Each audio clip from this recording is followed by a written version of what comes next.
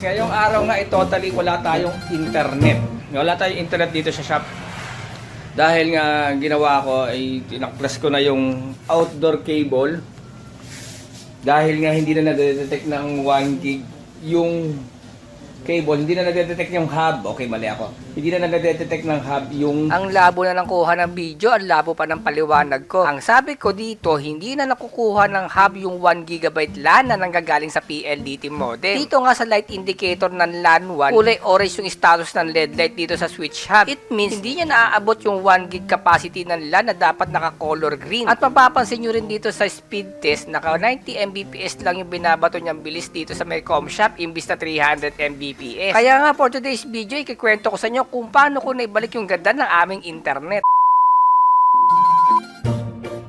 Yo, what's up mga boss? I-flex ko lang sa inyo na maganda na at mabilis na ulit ang aming internet dito sa Comshop. Masyado yata sila nasabik sa aking pagbabalik. Halos isang linggo din kasing hindi maganda ang tinatakbo ng aming internet. Kaya naman halos nawawalan sila ng gana maglaro. At ngayon halos lahat ng mga gamers ko ngayon ay puro mga bata. Karaniwan pa sa mga nilalaro nila ay Roblox. Speaking of Roblox, mga gusto matuto kung paano mag-distance setup ng Roblox. Yung tipong i-update mo na lang sa server tapos updated na rin sa PC client. Ilalagay ko na lang dyan sa comment section yung link ng video. At kung gusto nyo rin magkaroon ng smooth gaming experience gaya na nakikita nyo, pag-aralan nyo rin yung display setup na ilalagay ko dyan sa may comment section yung link ng video. May permanent pa? Huwag may permanent. Permanent portal. At ayun na nga, iba talaga yung saya nila nung naibalik ko ulit yung ganda ng aming internet. At ang buong akala pa nila ay masasayang ko pa yung halos 4 weeks Christmas vacation nila dahil hindi nga sila makakapaglaro dito sa Comshop. Buot na lang bago magbakasyon ay naibalik ko agad itong ating internet. Kaya eto kung makikita nyo, punuan at eto nga si Kuya nakaupo na dahil kanina pa rin ito nag-aabang. Teka lang, kami na dito!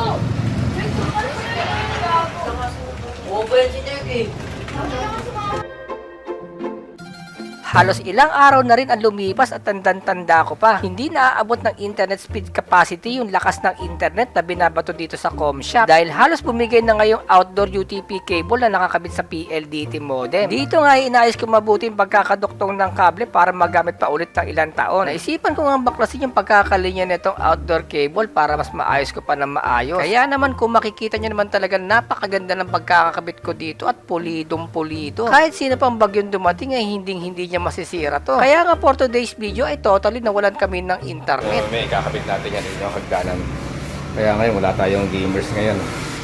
Ito rin yung dahilan kaya matagal-tagal din ako hindi nakakapag-upload ng video. Ang hirap kasi yung pagsabayin ng pagiging talentado at pagiging gwapo. Dahil halos nga namumroblema ako dito sa aming internet at wala akong makitang 50 meters lang ang sukat. Puro kasi isang box yung nakikita ko sa online store. Kaya wala talaga ako no choice kundi tanggalin yung pagkakalatag at pagduktungin uli. Kasi pag naglagay pa ako ng splitter dito, pwede kasi mag-loose. Ito kahit anong galaw mo, hindi nagbabago yung connection, naka 1 gig pa rin. At para sa mga hindi nagtatanong at wala namang paki, ang brand nga pala nito ay Complink.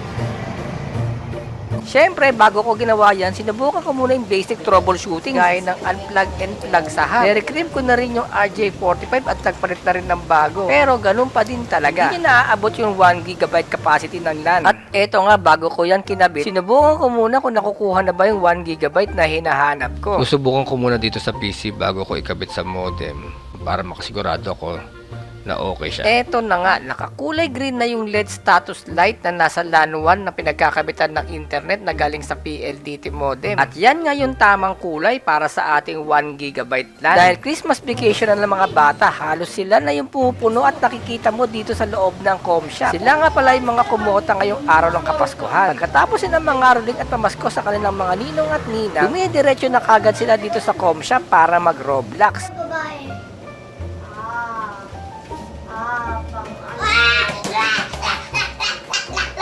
Yan.